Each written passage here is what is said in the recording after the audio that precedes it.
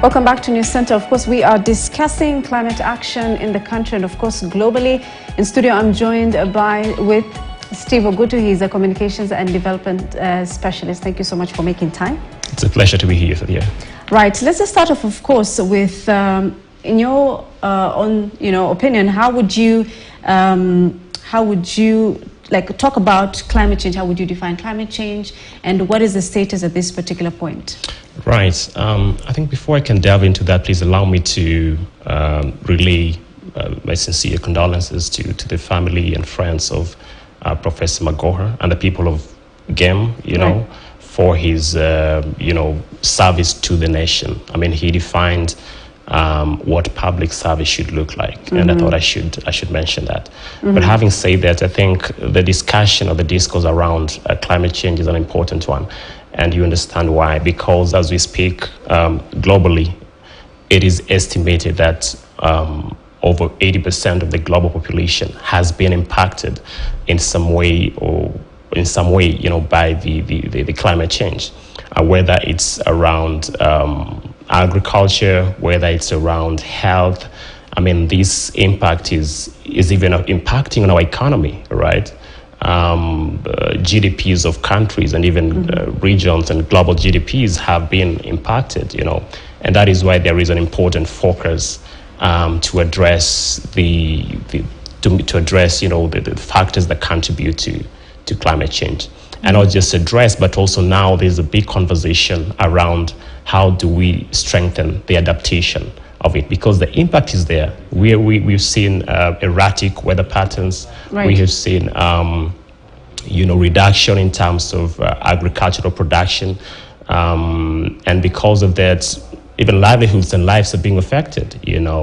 And so there is an important need to also talk about how do we adapt. Before we get into those details, of course, let's talk about some of the main causes at this particular point of climate change globally.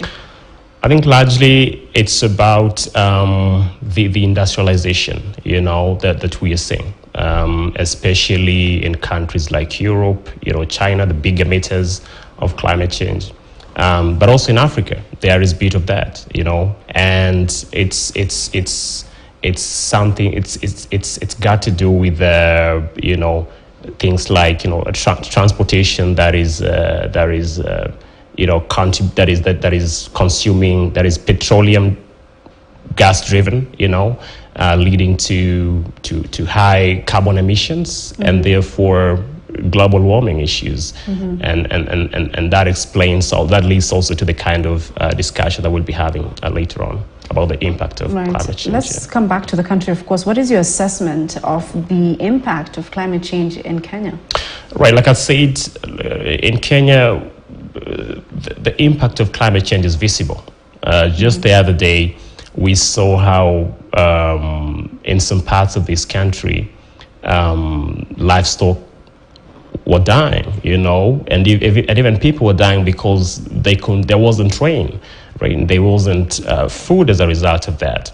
And these are areas that ordinarily, would receive rain, but there are also cases where we have extreme rainfall, compared to how it used to be a while back.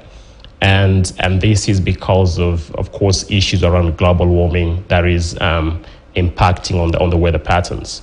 And this is a reality that we have to confront as a country. Do you think the government is doing anything? And if they are they doing enough in terms of addressing climate change mitigation and adaptation?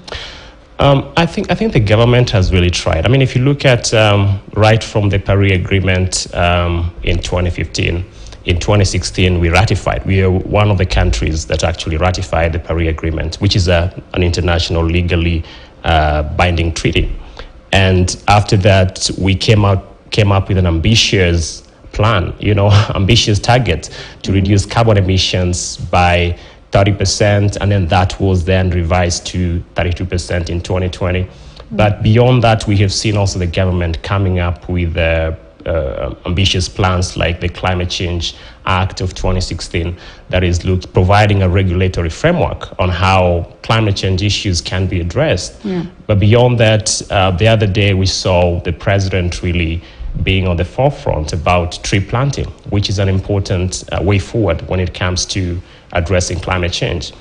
But tree planting alone, I don't think that's enough. We need to also see the government also now diving into supporting communities to adapt to the impact of climate change. Mm-hmm. Like I said, we have thousands of people whose livelihoods are threatened, right, and lives that are now lives that are also threatened. And I think it's important for the government to also focus on that bit. So what are the biggest obstacles, in solving climate change, especially practical ones?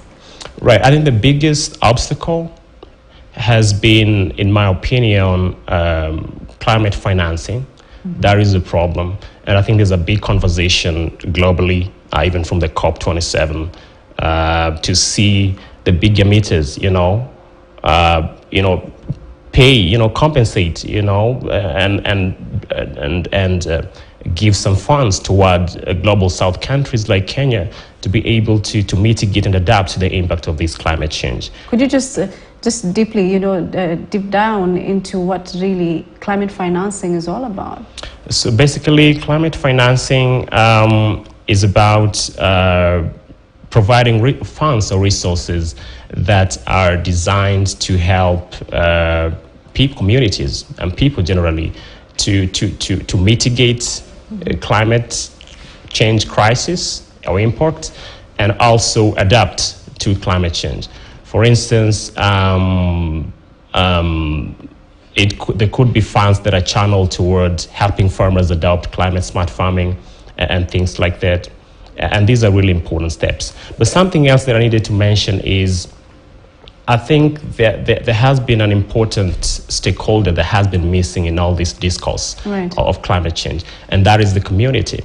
I think there are studies that have been done that indicate that if we are to attain sustainable climate solutions, then we also have to focus on strengthening community-led actions. Right now there's a big conversation about how can we tap into indigenous knowledge, mm-hmm, from communities, on how this challenge can be met boldly. Right. Yeah. As someone who's very passionate about climate action, and you've just talked about a critical stakeholder being the community, have you been involved in any kind of, projects or works that, is helping the communities when it comes to climate change? Yes, I've been involved in a number of projects that I might not mention here for obvious reasons, but projects that are designed to, for instance, help smallholder farmers adapt to the challenges of climate change.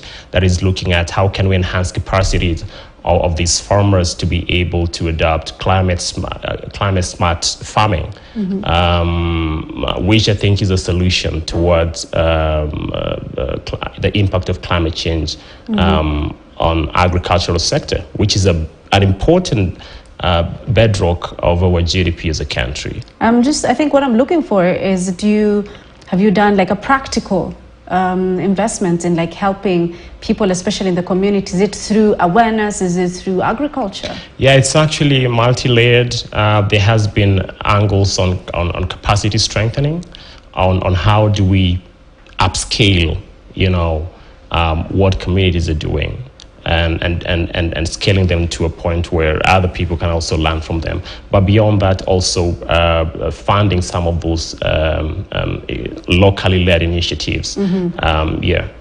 Well, how is climate change expanding inequalities, and how would you define inequalities when it comes to climate change? Yes, inequalities can be defined at a global scale, like what we are seeing. Countries like the US, China, and other countries in Europe that are big emitters, yet it is countries that are found in Africa, like Kenya, that are bearing the biggest brands of the impact of climate change, you know, and and we have to spend so much resources to be able to adapt to the impact of this climate change. Those countries in the western part, like I said, they committed in COP26, COP27 to provide certain funds to assist the mitigation and adaptation efforts in the global south countries. But that is not forthcoming the way it's supposed to be. And so what that means is countries like Kenya still have to struggle, and that somewhat expands inequality in terms of we have to use the little resources we have to direct to climate change issues, which is important, but which again, because we are not, our contribution to global warming is very insignificant, and therefore those big emitters should actually meet some of these costs. But beyond that, locally, the examples that given, you know, we are seeing communities that are bearing, you know, the impact of this climate change are those folks in the rural areas. Right. Areas that are ordinarily described as poor areas, you know. And so when this impact hits, it hits them the most, you know. And that is the Is it problem. in terms of like drought issues, or what kind of inequalities specifically? Exactly, drought issues, you know, erratic weather patterns, like too much rain that therefore affects farming and all that. And when this happens, it means that if the source of livelihood of a farmer, of someone is farming, then it means that is adversely impacted, you know, because then they're not able to get enough produce to sell and to meet their family needs, and that is a crisis. Do you think that time when there was a locust invasion, especially in East Africa, anything like much was done to help the farmers? Yeah, I think we saw the government really coming out and supporting that bit. Maybe much needed to have been done, and I want to believe that we picked some lessons as a country, and now we are much prepared when such stuff come up again in the future. First off, how would you define sustainable climate action? I think for me, sustainable climate action is basically ensuring that community efforts are supported, you know, community-led efforts when it comes to climate change solutions are supported.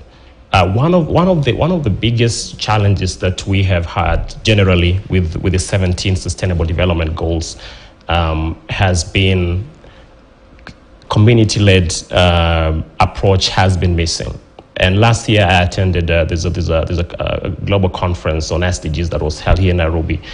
And someone asked a very important question, you know, we are right now, I think like seven years to 2030, which is a time frame that is set to attain these goals.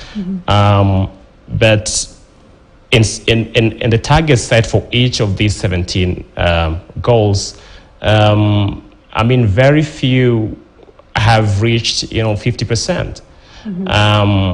And then what that means is we have to really invest in community-led actions. Have you seen any goal achieved yet? Any specific? No, I think we have made some progress. If we look at even climate change, the kind of conversation we're having, of course, there is some financing that is going into it, though not enough, but there's still a lot of work that needs to be done.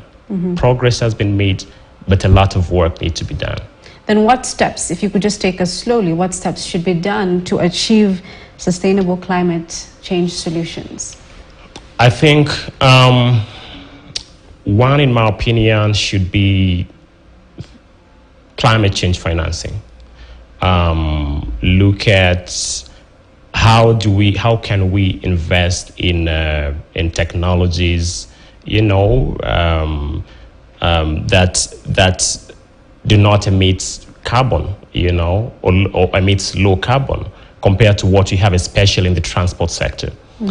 And the other bit has got to do with really focusing on strengthening community-led actions. There need to be some financing that goes into that, you know, so that communities are able to scale some of those great initiatives they have at the grassroots level.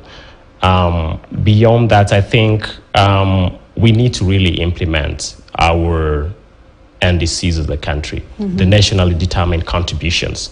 If you allow me to talk a bit about this, basically these are commitments that every country agrees to make, aligned to the Paris Agreement of 2015.